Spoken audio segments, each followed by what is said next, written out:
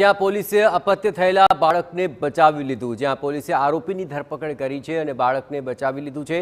આરોપી બાળકને ટ્રેનમાં મુંબઈ તરફ લઈને જતો હતો। રેલવે પોલીસની મદદ લઈ વસઈ પાસેથી આ બાળકને છોડાવવામાં આવ્યો છે।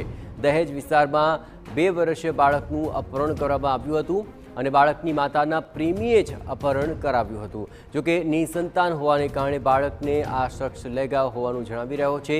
ગણતરીના સમયમાં પોલીસે આ ઘટનાનો ભેદ ઉકેલી નાખ્યો। તપાસ કરતા આરોપી ટ્રેન મારફત મુંબઈ જઈ રહ્યો છે એવી જણાઈ આવતા પોલીસની ટીમ એક આરોપીને શોધખોળ માટે મુંબઈ તરફ રવાના કરવામાં આવેલી અને રેલવે પોલીસ સ્ટેશનોને પણ જાણ કરવામાં આવેલી।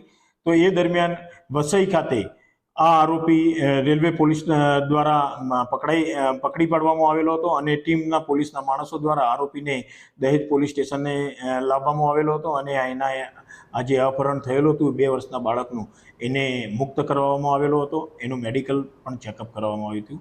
ગુનાની તપાસના કામે આરોપીને ધરપકડ કરવામાં આવેલી છે।